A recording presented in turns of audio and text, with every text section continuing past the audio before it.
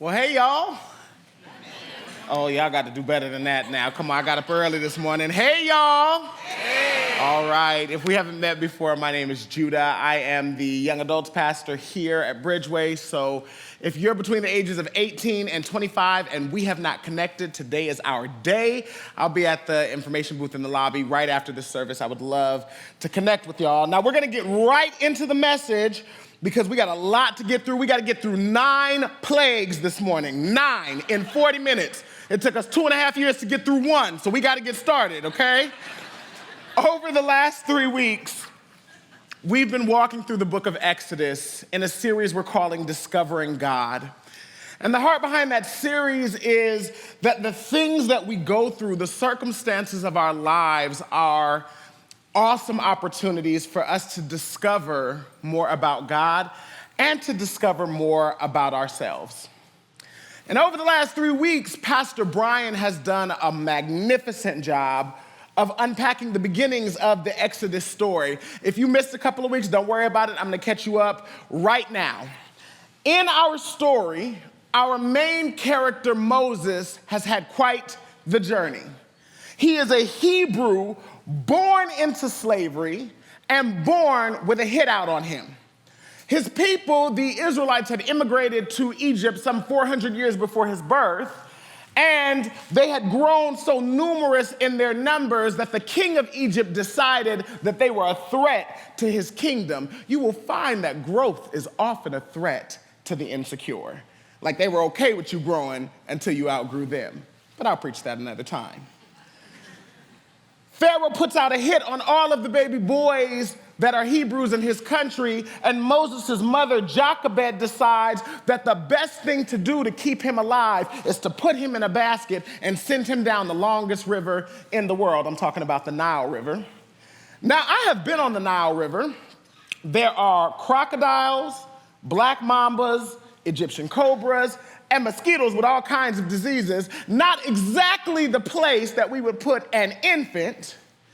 And by God's providence, Moses is found by none other than Pharaoh's daughter, and he is adopted into the Egyptian royal family, which is miraculous, but it complicated his life.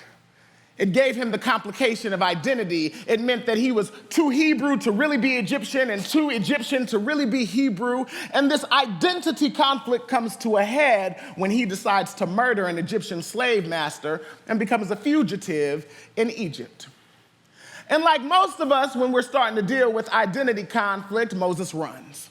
He runs away, and perhaps searching for some new identity, he marries a woman that is neither Hebrew nor Egyptian. He marries a Midianite woman, has 2 children with her, starts a business, and just when he begins to settle into a more peaceful life rhythm, God introduces himself to Moses. And in this introductory conversation, God gives Moses an impossible task. Moses, I want you to go back to the country that you're on their FBI's most wanted list.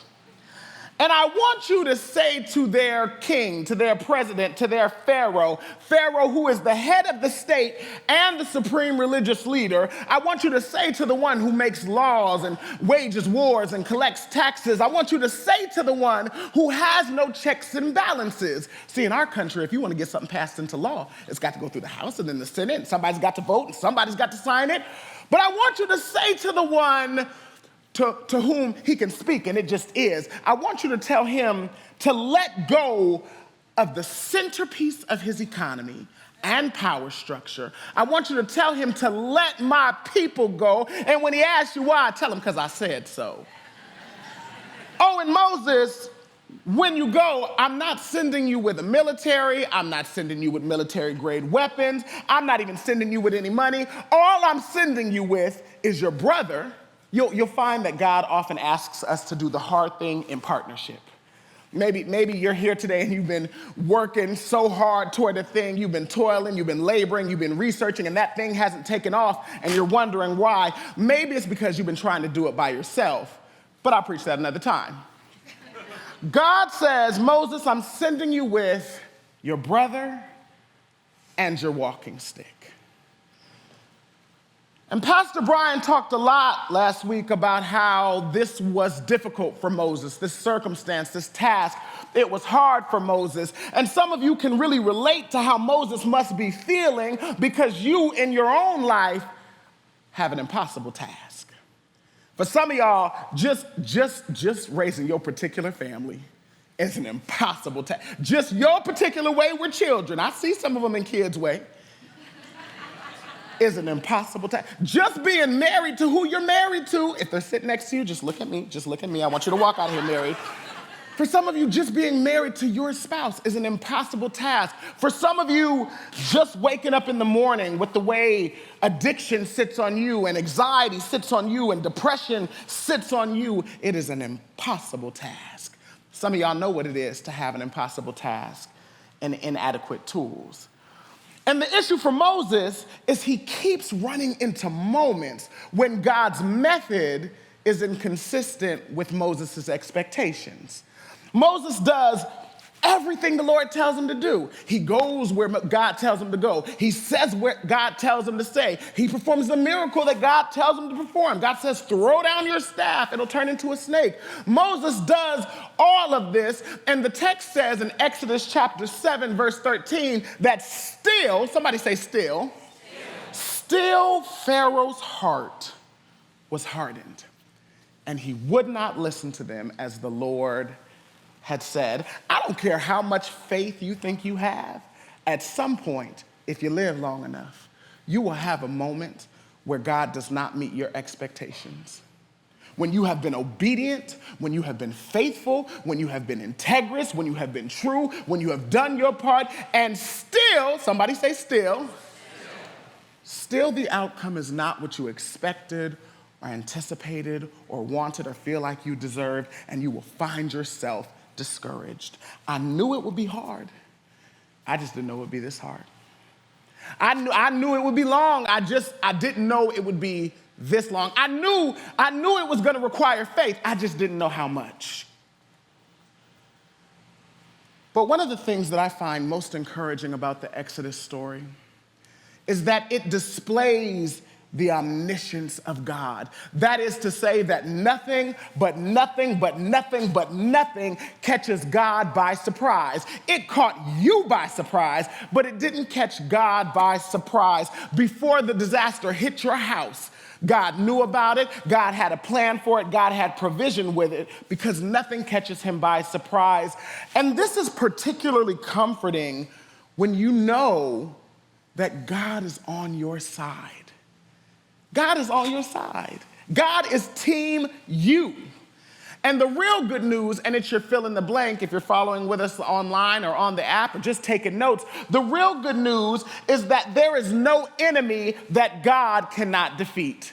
Y'all didn't get excited enough for me. I said there is no enemy that God cannot defeat. What that means is, Satan, you can lobby every manner of hell against me. You can throw everything you got at me, and still I will win. Still I will come out on top. Still I will be victorious, because there is no enemy that God cannot defeat. Listen, Pastor Brian, who is a much better man than me, last week he stood on this stage and he told y'all that he's not a big fan of talking trash. And I respect it. But Pastor Brian and I didn't grow up in the same neighborhood. And in my neighborhood, talking trash was a means of survival. Because when the bully would come riding his bike up past your house, talking about how raggedy your mama's car was and how ugly you were and how cheap your tennis shoes were, you had to learn how to stand flat-footed on your porch and talk back to him and let him know about himself, because if you did not respond to the things that he said, he would come back the next day and say something worse, and he'd come back the day after that throwing rocks at you, and he'd come back the day after that ready to fist fight you. And so we learned in my neighborhood how to stand flat-footed and tell the bully about himself himself. And some of y'all have been letting Satan come by your house and say any old thing to you, and you've started to believe the things that he said to you. I just came here today to tell you that talking back is a means of survival. And you may need to look your situation in the face and declare God's truth to it. You may need to look at the enemy in his face and tell him about himself. Satan, all you do is lose. The Bible says you were cast down from heaven. All you do is lose, and all I do is win. It doesn't matter what you throw at me. I can be in the middle of a hurricane with my heart broken and my body in pain, and my God is so good to me, he will take that situation and work it out for my good. All I do is win, and sometimes we have to let the enemy know that. The story of Exodus is a story of discovering God. And one of the central characteristics that is revealed to us about God in this story is his power. I think sometimes we forget who it is that we're talking about when we say Yahweh.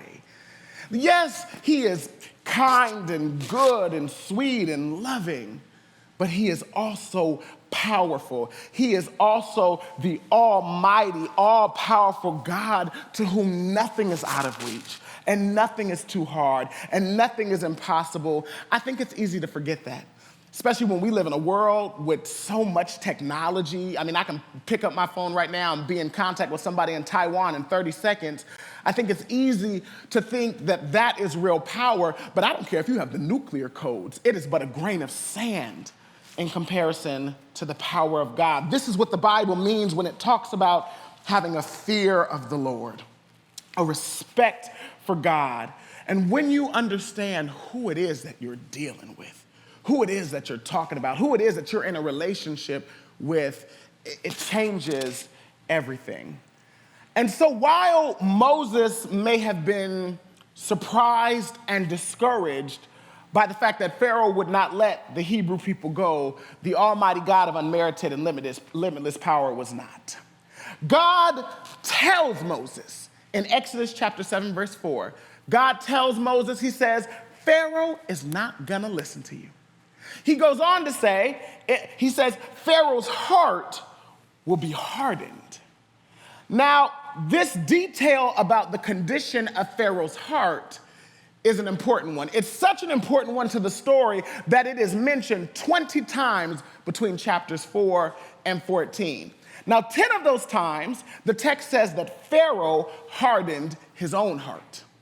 But 10 of those times, it says that Yahweh hardened Pharaoh's heart. Now, wait a minute.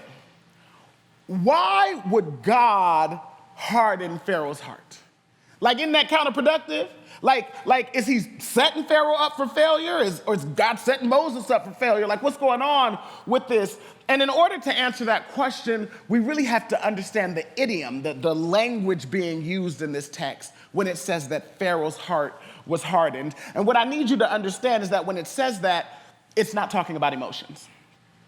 Today, in today's language, when we describe the heart, when we use that language, we're often talking about emotions, right? If I say my heart is broken, I'm telling you I'm sad. If I say my heart is full, I'm telling you I'm proud or I'm joyful.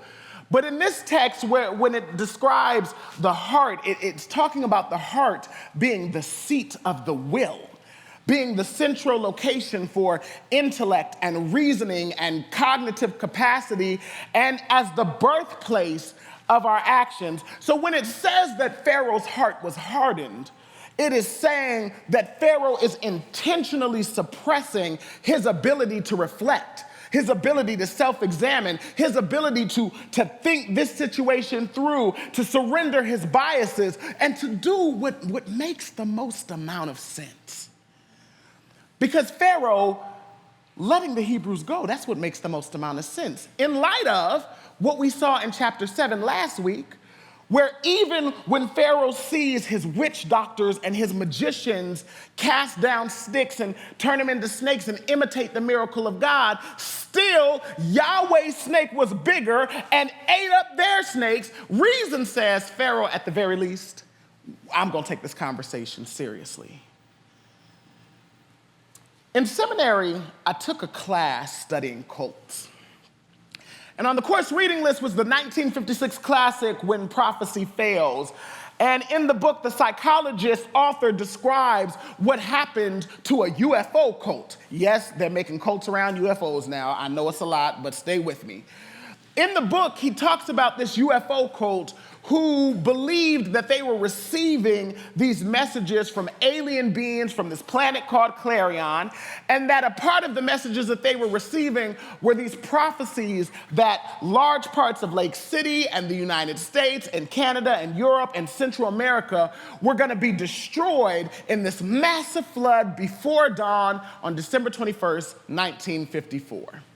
And the people of this cult, they believed that these alien beings were going to send a mothership to rescue them before the flood happened. And so the people in this cult, they left or lost their jobs. They ended their studies. They cut ties with family members and friends who weren't a part of this cult. They sold their property and gave away their money, all in preparation for being taken up on this mothership. And of course, December 21st, 1954 comes and goes, and there's no great massive flood, and no mothership comes. And instead of admitting their error when this mothership didn't come, the people of this cult, they decided to double down on what they had believed, and they sought frantically to convince the world that they had been right, and they started predicting more prophecies and things to explain away why the mothership didn't come and to explain away the reality that no flood happened. In the world of psychology, this behavior is called the backfire effect. It's this weird notion where being corrected makes some people feel more correct in their original, faulty, disproven belief. And all of this really just points to the reality that we as humans tend to think that whatever we think is right. And we're not above a little bit of embellishment of reality to fit that belief. Now, it may be easy for you sitting here today who are not a part of a UFO cult, I hope. You may be sitting here thinking, operating in the backfire effect, that's the territory of the less intelligent. But what I find is that the backfire effect is actually very human. And you and I can easily lean into it. And in our story in Exodus, we see Pharaoh operating in the backfire effect. We see him doubling down on this idea that Israel belongs to him, on this position that he is a god, even though the evidence is contrary. And so often, when we read the story of Exodus, we see ourselves as Moses, don't we? As the noble, good one sent to do God's hard work. Or we read the story and we see ourselves as the children of Israel, the ones oppressed by the ungodly culture and system. But I wonder if maybe, just maybe, sometimes we're Pharaoh. Sometimes we are so attached to the idea that we are right, that we harden our own hearts to reason and logic and self-examination and critical thinking, new information, and the possibility that maybe God is doing a new thing. Often when we tell this story, we say that it is the story of God freeing the Israelites. But I will submit to you that it was almost the story of God freeing Egypt. God is revealing himself to Moses. He's revealing himself to Israel, and he is revealing himself to Egypt, but Pharaoh refuses to see it. He refuses to see God, and he refuses to perceive what God is doing now. And I think this is because for humans, often when God does a new thing, it's difficult for us. Because what happens when God's plan for your life is disruptive to your plan for your life? What happens when God's plan requires you to think in a new way, to do things in a different way than you used to do them or than you're most comfortable doing them? What happens when God's plan puts you in a position of uncertainty? For Pharaoh, freeing the Hebrews would force him into a situation of uncertainty. What will happen to my economy if I lose millions of hours of free slave labor? I would be in an uncertain position. You'll find dictators don't really like uncertainty. But if we're honest, neither do we. What happens when God's plan for your life forces you to reimagine and re-engage with the people around you? Pharaoh had no concept of a free Hebrew. What does a free Hebrew look like? when every Hebrew I've ever seen has been bound and shackled and chained and bears the whips and the scars of being enslaved. I don't know what a free Israelite looks like. But God's plan for him was forcing him to reimagine those people. And what happens when God's plan for your life forces you to reimagine you and requires you to let go of some of the harmful ideas that you may have inherited? We talk about Pharaoh like he's just inherently wicked, but let us not forget, Pharaoh inherited his wicked ideas. From the day he was born, he had been told he was Pharaoh. From the day he was born, he saw people scurry out of his way when he walked down the hall. When he took a breath, people would have trays of food and whatever he wanted in front of them. He had been told this his whole life, that he was a god. And the challenge is that in order to free the Hebrews, Pharaoh would have to acknowledge not only is he not a god, but the people that he had always thought to be rightfully his actually belonged to somebody else. In fact, he would have to acknowledge that he, Pharaoh himself, actually belonged to someone else. And so what if God's plan for your life means giving up what you feel like is rightfully yours? You feel like you're owed that apology. Maybe you are. You feel like you're entitled to that resentment because that person hurt you, and so you have the right to hold on to it. But what if God's plan requires you to put some of that down? You know, the trouble with obedience is that it requires a surrender of power. You will find that people at the top of the power totem pole in a society often struggle the most with the relinquishing of power and autonomy. And so what happens when God's plan for your life requires you to admit, I was wrong. I was wrong. I made a bad choice. I made a bad decision. I made a mistake. I didn't have all the information. I was wrong. About 2 weeks ago, we were having a young adult service downstairs in the grounds, and I noticed a young man walk into the service that had never been to one of our services before. He had been to some of our social events, but he had never been to one of our services. And I didn't think anything of it when he walked in because we happened to have a guest speaker that night. I figured he's here to hear the guest speaker. And at the end of the service, we're doing a prayer call, and I have my prayer team. We're at the front of the stage, some of our pastors, and we're ready to receive people who would like to be prayed with. And the young man, he comes up to me. So I get excited. I love praying for people. I'm ready. I'm like, here we go, Lord. We about to do it. Let's go. And he comes up to me, and he says, I have a confession. I get more excited. That's right. I'm about to walk him through grace. I'm about to tell him no condemnation in Christ. We're about to do it. Let's go, Lord. And he says, no, I have a confession for you. I thought, that's a little odd. We're not Catholic. You don't really have to do Anyway, I'm ready to walk him through it. And he looks at me and he says, when you became the pastor at the Bridgeway Young Adults, he says, I didn't like you. That's odd. We've never met. We've never talked, but okay. He says, I didn't like you. I thought you were the worst for the job. And I told people that they should not come to this ministry because you were leading it. And then that boy looked me dead in my face and he said, I was wrong and I'm sorry. And he began to prophesy to me after that and speak life over me. And he began to tell me that I was anointed and that I was called to this ministry and that I was doing what I was supposed to do and God was proud of me. And what he did not know was that the 2 weeks previous, I had been wrestling with all of that.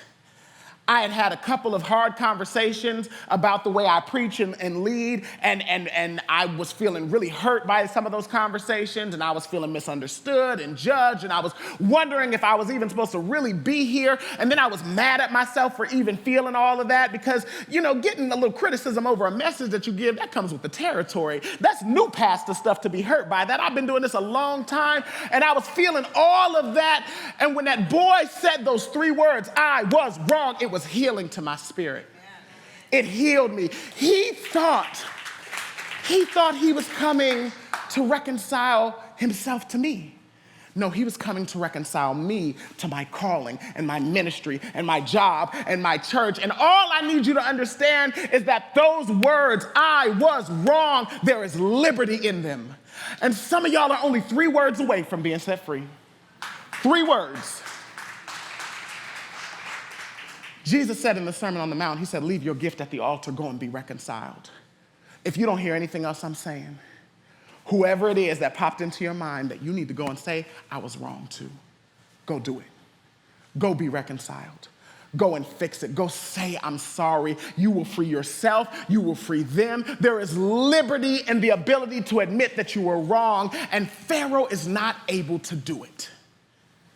Pharaoh is not able to do it. And so 10 times the text says that Pharaoh hardened his own heart, and 10 times we see God reinforcing the posture of Pharaoh's heart, a posture of absolute irrational resistance. And so Pharaoh says, I'm not letting him go. And God responds.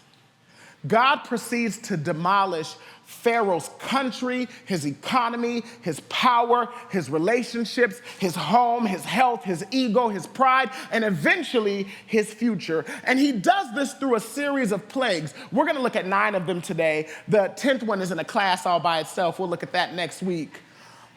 But God unleashes these plagues onto Egypt. And as you read this, the plagues are so intense, it's easy to look at it and think, ooh, God is being real mean right now. God is being very intense. But I actually think that these plagues speak to the levels to which God is willing to pursue us, the levels to which, the things that he is willing to do to come and grab us. The reality is that God is willing to do whatever is necessary. Somebody say, it's necessary.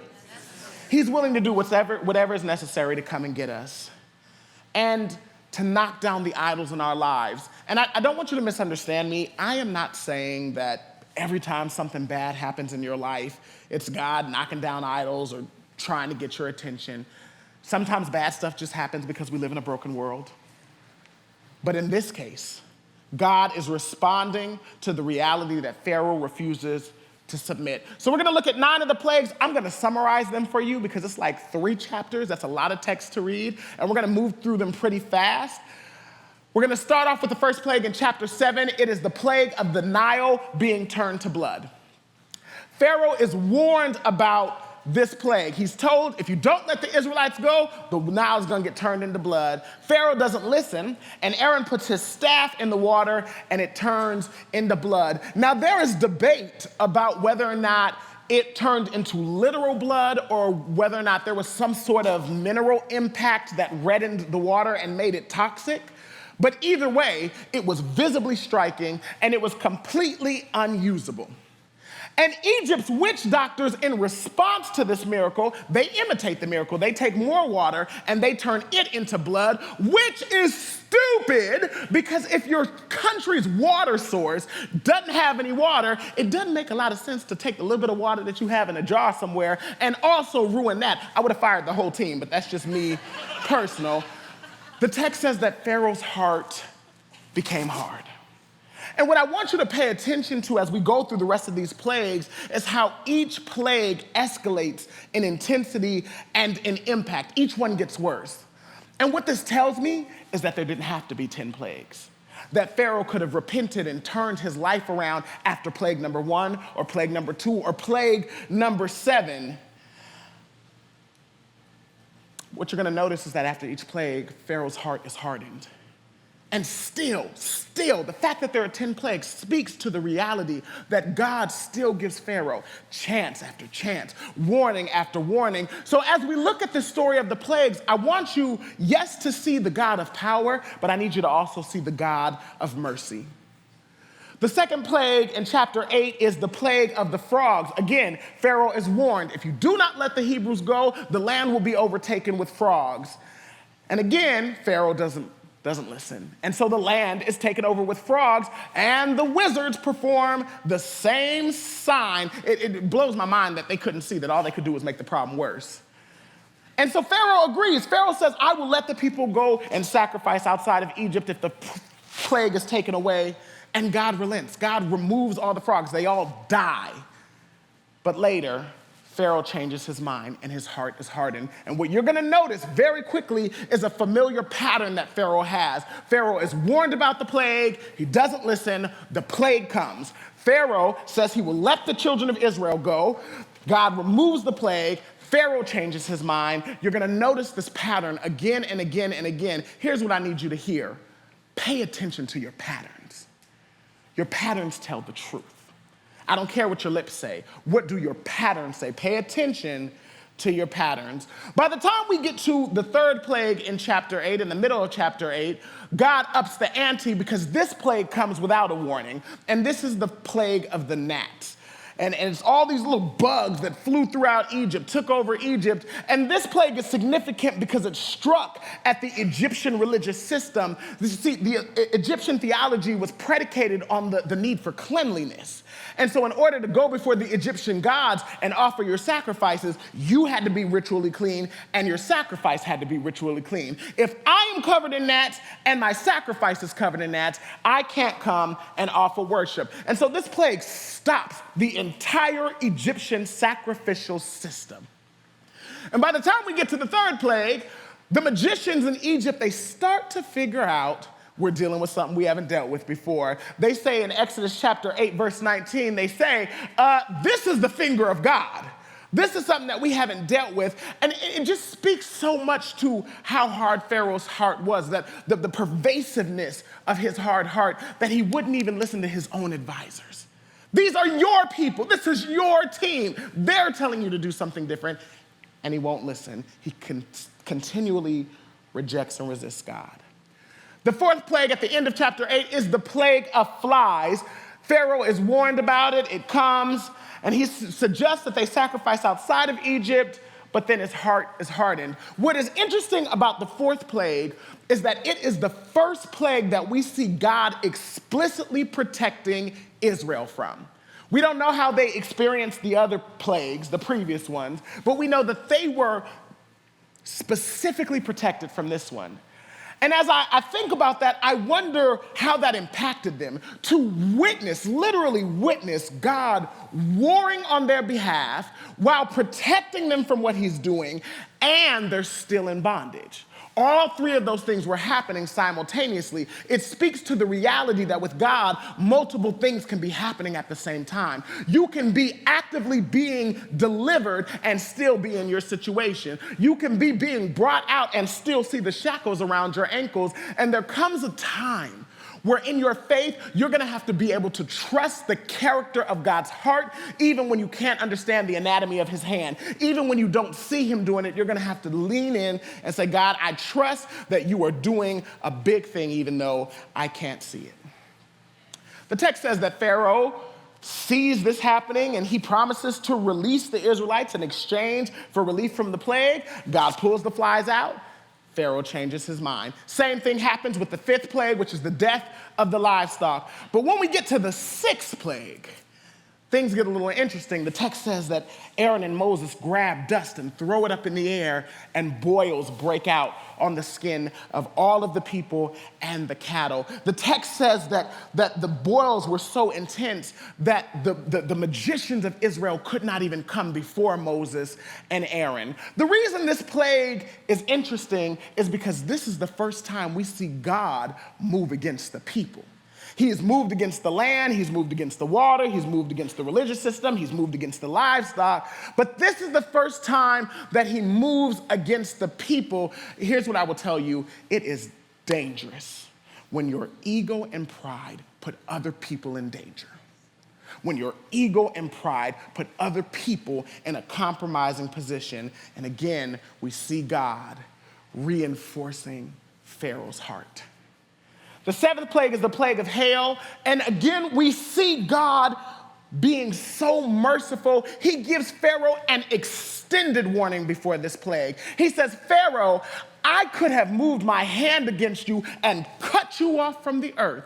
He says, but I raised you up that you may proclaim my name. He's telling Pharaoh, Pharaoh, if you think this is bad, we're just getting started. Don't play with me, I'm God. And Pharaoh doesn't listen. And the text says that Moses stretches his staff to the sky, and a thunderstorm begins. But catch this, the storm has thunder, hail, and fire. This is how you know it's supernatural. When have you ever seen fire and ice falling from the sky at the same time? It don't do that in Tahoe. And again, we see Pharaoh lean into the same pattern where he makes a promise, I'll do it. If you take away the plague, God takes it away, and Pharaoh changes his mind. The 8th plague is the plague of the locusts. Again, Pharaoh is warned, how long will you harden your heart? Even Pharaoh's servants are asking him to be obedient to God at this time. And so Pharaoh comes and he tries to make like a deal. He's like, well, let's just let the men go. The issue is that God is not interested in partial obedience. Sorry. God is not willing to compromise regarding your heart. God says, I want it all. I want it all. I want your heart. I want your spirit. I want your mind. I want your attention. I want your focus. I want your energy. I want your effort. I want it all. Give it all to me. And again, we see Pharaoh lean into the same pattern. The 9th plague, to me, is the most intense one. Before we get to the 10th, which we'll talk about next week, it's the plague of darkness. It's in chapter 10, the latter half of chapter 10. And the text says that Moses stretched his hand to the sky and darkness fell across the whole land except for the portion of the land where the Israelites were living, the land of Goshen. And this is so symbolic to me of what happens when we reject God's will and way in our lives. We are in the dark. And some of you may be here today and be wondering, why am I always stumbling? Why am I always falling? Why am I always tripping over things? Why do I always get hurt? It may be because you're operating in the dark, because you are operating outside of the will and way of God. According to the text, it looks like that there probably wasn't even the ability to create artificial light. Like the Egyptians would be in their house trying to light candles and matches and lanterns and lamps, and there was no light. There is no light without God. And this would have been such a blow, again, to the Egyptian religious system, because the most prominent god in the Egyptian pantheon is Ra. Ra is the sun god. But Yahweh says, no, the sun belongs to me. And the text says that Yahweh hardened Pharaoh's heart. That is a lot of plagues to live through. It was a lot of plagues to preach through. And the reality is that the plagues are all really about Pharaoh's heart.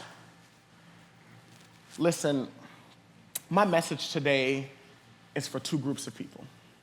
And if you're a little complicated like me, you might be in both groups. My message is for one group of people who you've been in bondage. You have been shackled. You have been in chains. And you've been crying out to God, asking, Lord, please set me free from this. Whatever it is, the sickness in my body, the sickness in my house, the complicated relationship, Lord, please set me free from this. You've been crying out and begging for liberty, for freedom, for deliverance. God's message to you today, he says, I'm doing it. I'm doing it. I am actively doing it. I am moving heaven and earth to get you where I want you to be. And I know it feels like it's been a long time. It may feel like it's been 400 years, but I am doing it. I am moving things that you can't even see, that you don't even understand, to get you where I want you to be. And God is saying, I need you to hold on. God says there is no expense that I am not willing to spend to come get you. God says I am doing it. Somebody needs to be encouraged knowing God says, I heard you. I heard you when you cried out. I heard you, and I'm doing it. That's group 1. Some of y'all in group 1, though, are also in group 2. Folks like me who it's real easy to get caught up in your own way of doing things, in your own ideas, in believing that you're right. For some of us in this room right now, we have made idols out of other things in our lives, and God is calling to us. For some of us, God is calling us to cast down those idols, to cast down the idols of our ways of doing things, to cast down the idols of our political parties, to cast down the idols of what feels good, to cast all of that down because God says, I am God all by myself. And God is calling us out of some ways that we inherited. That way you deal with conflict, God is saying, I'm calling you out of that. That way you navigate in the world, God is saying, I'm calling you out of that, and I'm calling you into something better. My heart breaks for Pharaoh because he did not understand that God was actually offering him something better. And my encouragement to those of you that may be in group 2 with me would be to listen for the ways that God may be trying to get your attention. Listen for the ways that God may be trying to move you into something better. The reality is, y'all, God is sovereign. Always has been, always will be. And he is going to have his way in your life, no matter what. And so we should make it our endeavor, our life's endeavor, to perceive the power of God, to perceive his divinity as almighty, and to allow our lives to be in alignment with his. And I would encourage you, whether you find yourself being a Moses with a hard, impossible task, or a child of Israel, somebody who's dealing with some sort of spiritual oppression, or whether you're Pharaoh and that heart is a little bit hard, allow your life to be in alignment with God. Let me pray for you. Spirit of the living God, fall fresh on us. I thank you, Jesus, that you are all-powerful and almighty. I thank you that there is nothing that's too big or too hard for you. I thank you that you are willing to move heaven and earth to come get me. I thank you that you will allow me to go through some difficult times to call me to yourself and to call the man out of the boy in me. God, I thank you for your plan. I thank you that it's good even when it's hard for me. And Father, I'm praying for my friends here. I'm praying for folks who have an impossible task, for folks who have things that are really, really, really hard to do, that you've called them to do. Lord, continue to minister to them as you ministered to Moses, to get them to the place where they can be successful in the thing that you've called them to do. I'm praying for my friends who are here today, who are like the children of Israel, and they are in bondage, and they are in turmoil, and they are in oppression, Lord, and they need your freedom. Father, I pray that you would break off chains and that you would let folks go. I pray that you would start today right here in this room. And Father, I'm praying for folks who are like me and can have a hardened heart. And I pray that even right now as I pray that you would take those hard hearts and soak them in living waters, that they may become soft and malleable and open to what it is that you're doing. And God, what I'm thankful for is that no matter where we are, you are still good, you are consistent, and you love us. So Father, I lift all of this up to you in Jesus' name. Amen.